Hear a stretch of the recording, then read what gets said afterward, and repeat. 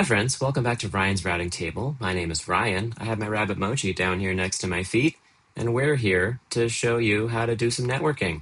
This is a series I'm affectionately calling Troubleshoot with me and Mochi. I have a broken network here in a packet tracer file that you can download down in the description. Go ahead and give it a shot. Let me know if you can figure it out in the comments, and then follow along with me while I fix it for you. 1 hour later. And welcome back. Did you get it done? I bet you did. That wasn't too bad, right? Mochi wants me to let you know that he's very proud of you. Let's go ahead and pull this up and you can follow along with me. So as you can see, there's a pretty simple network topology. We have a DHCP server here supplying IP addresses to both VLAN 10 and VLAN 20. You can see the network that they are both in, and then the DHCP server is on its own network as well. We've got a layer 3 switch connecting all of them together, and nothing seems to be working. So why is that? So just to double check, let's make sure that the problem is in fact the problem. So we'll go into the PC0 here and we'll click DHCP and we'll see if anything comes up. It shouldn't take this long. So we're definitely having an issue here. Yep, that failed. Okay, cool. So let's go into our layer 3 switch. Let's say enable. And let's do a show VLAN. So we can see we've got our VLAN 10 here for sales, and we have 4 ports set up in there. We've got VLAN 20, IT, also 4 ports set up there. Going over here, you can see that those port assignments are accurate. So that's not the issue. Going back into the switch, let's do a show run and see what we're working with here. So one thing you know immediately is IP routing is set up. That's good. That means it's able to route to different VLANs and across the network.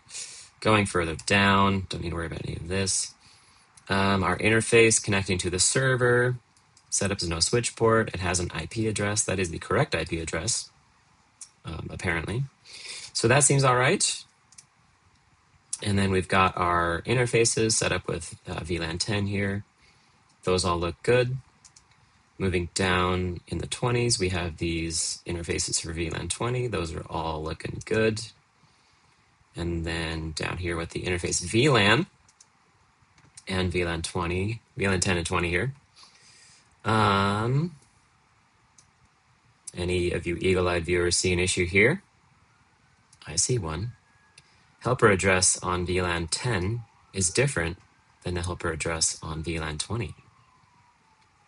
That's a problem. So if our server is in fact 100.2, which we can check, it is indeed. So let's fix that. That was on VLAN 10, right? Okay. So we're gonna do configure terminal. We want to go into the interface VLAN 10. First thing we want to do is say no IP helper address 192.168.200.2 because that doesn't go anywhere. So let's not clog up our table. And then we can do IP helper address 192.168.100.2.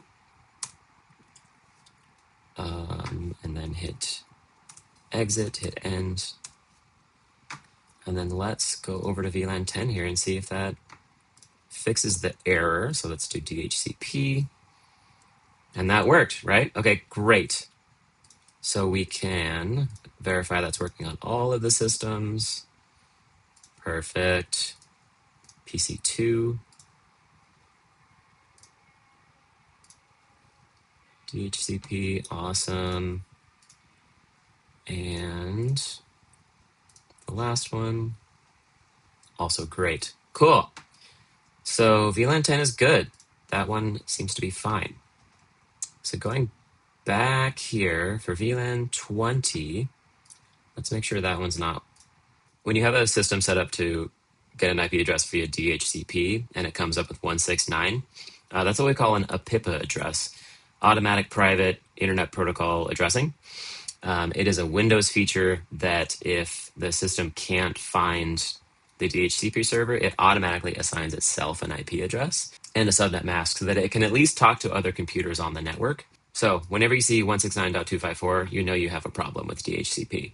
That's a dead giveaway. So we've confirmed that VLAN 20 still can't get any IP addresses. So pretty sure the switch all looked good. So let's check our actual DHCP server.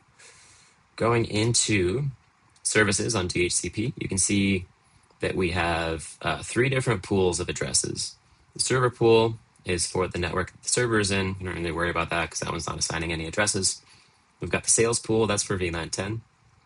And the 192.168.10 network, we know that's working because that is being assigned IP addresses. So for the IT pool, the network there is 192.168.20.0. So that is the default gateway. DNS server, that is correct. That is this server. Aha, anybody see the issue here? This is the wrong network. It's trying to hand out the wrong addresses. That's going to be a problem, right? So we need to change this to 20. And then we just click save. And that should fix the issue for us. So let's go back into the system here. There's actually 2 ways you can do this. There's the easy packet tracer way, which is what I've been doing, which is just clicking back to static, clicking back to DHCP. If you want to do it the actual, real life way, you want to go into the command line, type ipconfig/release. That tells the computer, give up your IP address. Let's just start from scratch. And then you do ipconfig/renew. This tries to get it to pull a new one. And hey, that worked. So you can see this computer now has an IP address, correct subnet mask, default gateway, and DNS server. And that's it, gang. Thank you so much for joining me. I would sign off with Mochi, but he's currently in the back trying to destroy my couch. So I'm going to go get him to stop doing that. Feel free to like, comment, subscribe, do all the things. I hope you have a wonderful day, and thank you again for joining me.